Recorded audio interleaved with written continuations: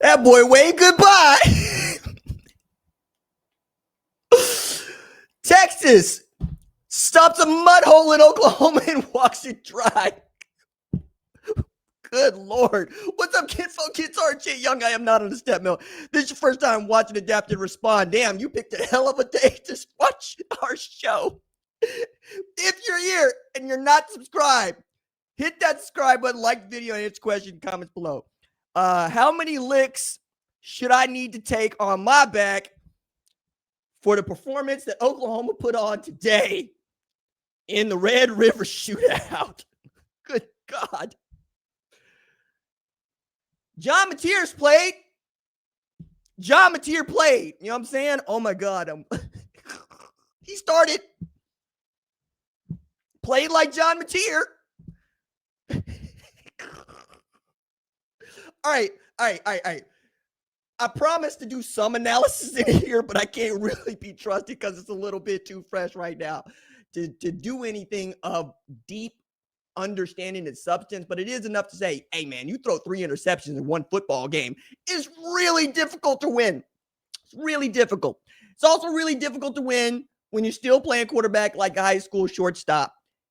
I've been not as loud about that, but I have said the man throws and plays like he wants to give me a heart attack, like my blood pressure just going to be up the whole time. And I can't tell you how many times he's making these throws, and I'm asking honestly, why? And for what? You know, like there's some of these throws are kind of ridiculous, and they went away from RPO game. They went away from it. Stand Torrey Blaylock next to John Mateer and run the RPO. It worked. You're able to hit the easy slant, the easy seam route, the comeback, all of it. It was there for you, the middle of the field, right in the center, where the linebackers vacated or stayed put. When the linebackers stayed put, hand the damn ball off or run it yourself. When the linebackers crash down, throw it to the open void in the center of the Texas defense instead of throwing the damn ball to Malik Muhammad. I mean, seriously, it's one of those, two of those throws to start. I'm looking, I'm going, son, do you know that the teams wearing orange are not those aren't our teammates. That's not, who are you throwing the ball to? Because these aren't like near misses. This isn't Malik Muhammad making a play. This is John Mateer saying, hey, Malik, 500. And Malik going, jackpot. Yes, there was a block in the back on a niblet return, but damn it. So couldn't move the football in the first place. RJ, it might have been a different game. You might have seen a different John Mateer if it goes back to a 2-score game. No, you would not have. Ryan Niblet ran his way into the end zone. Yeah, that block in the back, it ain't helped nobody. But it wasn't going to hurt nothing neither because Oklahoma couldn't move the damn ball. And when I ranked Texas at number 1, it's because I knew this is the kind of Texas team that they're capable of being. They played outstanding defense. And I think, yes, Herb Street was carrying a lot of water for John Mateer. He really was. Talking about, hey, this is about the Texas defense and their preparation. No. I'm with it. It is about the Texas defense, but it's also about John Mateer. Because this is the kind of game that you can expect every now and again from a player who is not necessarily going to go through the progressions in the offense, who might just go back to playing backyard football. And he's that kind of an athlete. He's been that good. All right. And it's worked. So if it ain't broken, don't fix it. But that's just the offense. Where the hell was the defense, especially in the second half, guys? I mean, I'm looking at this and I ask myself, why couldn't Oklahoma's defense get a stop when it needed a stop? And you know that Arch Manning is beginning to feel it late because they're able to run the football. And the one thing you don't want a Steve Sarkisian football team to do is get comfortable running the damn ball. And when it was clear that Quintravion Wisener was finding his way to the second level, and Oklahoma wasn't doing anything to stop it, Got a problem on that. Got a problem on that. Quintravion Wisener, for me, is the player of the game. I know that there's going to be lots of talk about Michael Taft, Colin Simmons.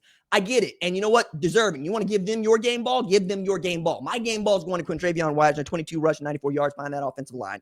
That was outstanding. Arch played like Arch. I wrote this piece for Fox Sports. You can read. Went up Friday, where I'm basically defending Arch, going, give him a little bit of time because the talent and tools are all right there. Hell, he put those talent and tools on display. He didn't play great football, but he was so good moving out of the pocket, even when he didn't need to, just so he could get a clearer picture and feel safer, finding a safe space, right, which is rolling to the green grass and letting the offensive line handle the defensive line over there. And he's throwing these passes on levels, and I'm thinking somebody's going to jump in front of these passes. They make it to the wide receivers more often than not. DeAndre Moore had a great day. 3 catches, 50 yards, 16.7 yards per average. I mean, we got 1, 2, 3, 4, 5, 6. We got 6 players here. 5 players here for Texas with multiple catches. Multiple catches, all right? Did Arch throw for a ton of yards? No, just like 6.1 yards per attempt, but he didn't need to because Oklahoma couldn't stop him. Oklahoma gave up 10 of 17 on third down. 10 of 17. That's better than 50%, dog. Could not get off the damn field and was getting his back broken. I mean, you would not believe me if I told you that OU and Texas had the same amount of first downs in this game. You just wouldn't have done it. And you didn't need a whole bunch, but you need a whole bunch of yardage in this either. This was a defensive game, one in which Texas had to play the better defense. That's just what happened. They also ran for 137 yards, and the weakness that everybody will talk about and everybody's been right about with Oklahoma is not being able to run the football. They gave up 137 yards on the ground to Oklahoma and could gain just, less than 100, less than 50, somewhere in there. Who gives a damn? He got sacked 4 times. He got sacked 4 times. John Mateer took 4 sacks and threw 3 interceptions in 1 football game. That's a really difficult thing to overcome, even for the defense. Now, I expected that the defense would make it a little closer than it was. I did not expect Texas to outscore Oklahoma by 17, but it ain't like Texas put up 38 points. They put up 23. They didn't need to put up much more. I just don't really get that. I don't. The special teams is debacle. We get it. Yeah. And I understand that there are some folks that want to look at John Mateer and say, well, this was always going to happen, like myself. Oklahoma getting to 5-1.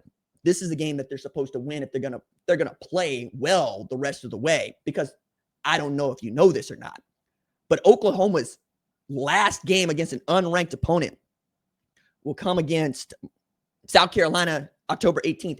After that, everybody they play is ranked in the top 25 presently.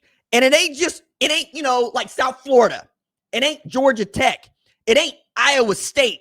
It's the hitters that is left for the Oklahoma Sooners. So after South Carolina, number 4, Ole Miss, number 12, Tennessee, who's in dogfight with Arkansas, we'll see. Number 8, Alabama. Number 14, Missouri, who took their first loss to Alabama today.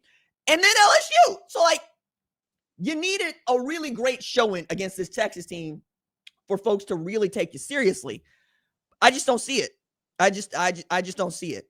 And I don't think this is by any means puts Oklahoma out of a championship hunt, either in the SEC or the college football playoff, either one. But it ain't a good look. There's no good look about this, especially after what we saw from Texas last week. They got dropped out of the top 25 off of a 1-score loss to Florida on the road. And the difference is DJ Lagway, Jaden Baugh, and Dallas Wilson put on the gauntlet and went to work. Just took out the Power Stone and punched Texas's defense in the face with it.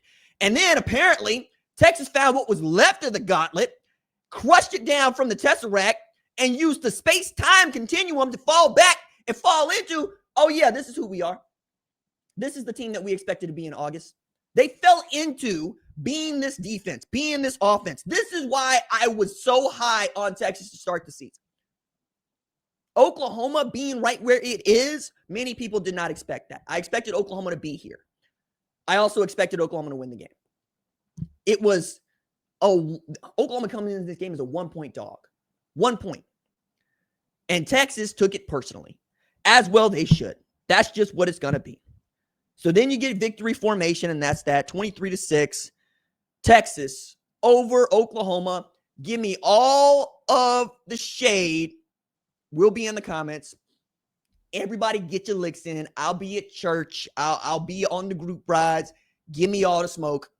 Let's go. 3 interceptions, 4 sacks. What the